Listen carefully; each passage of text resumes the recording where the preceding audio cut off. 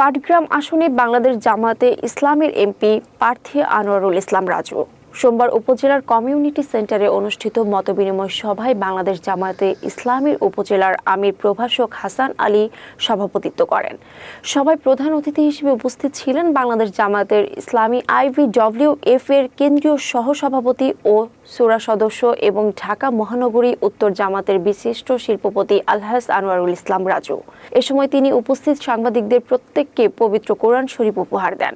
মতবিনিময় সভায় তিনি সাংবাদিকদের বিভিন্ন প্রশ্নের উত্তর দেন এবং হাতীবান্ধা পাটগ্রাম নির্বাচনী এলাকায় সন্ত্রাস, ঘুষ, দুর্নীতি, মাদকমুক্ত সমাজ গঠন এবং সুশাসন প্রতিষ্ঠার দৃঢ় আশ্বাস প্রদান করেন। সভায় উপস্থিত ছিলেন উপজেলা সেক্রেটারি রফিকুল ইসলাম, সাবেক ইউনিয়ন পরিষদ চেয়ারম্যান ও জামায়াত নেতা হাবিবুর রহমান, শহীদুল আলম নিরো, মিরাজুল ইসলাম মাহাদি।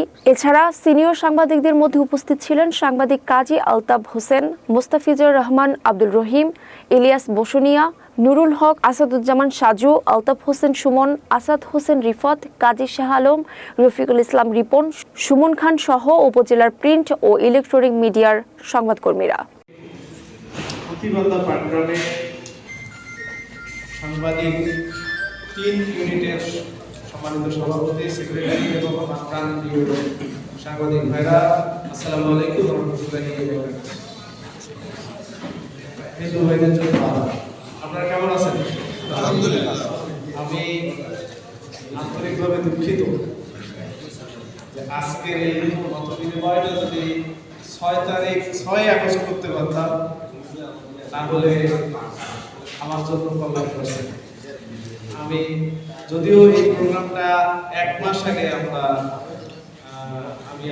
আমি শেফকে বলছি বা মোস্তাফিজ ভাই একটা প্রোগ্রামে ছিল, সেখানে বলছিলাম যে আমি আপনাদের সকলের সাথে বলবো। এই অনাকাঙ্ক্ষিত দেরি হওয়ার জন্য আমি আন্তরিকভাবে 36 জুলাইয়ের নিহত এবং আহত সকলের রাষ্ট্রীয়ভাবে তাদের তালিকা নির্ণয় করা, নিহতের পরিবারের রাষ্ট্রীয়ভাবে পাশে দাঁড়ানো এবং আহতদের সুচিকিৎসার ব্যবস্থা করার জন্য আমি বর্তমান অন্তর্বর্তী সরকারের কাছে হাতীবান্ধাবাসীর পক্ষ থেকে জোর দাবি করেছি। আপনাদের অনেক মূল্যবান প্রশ্ন কথা আসছে।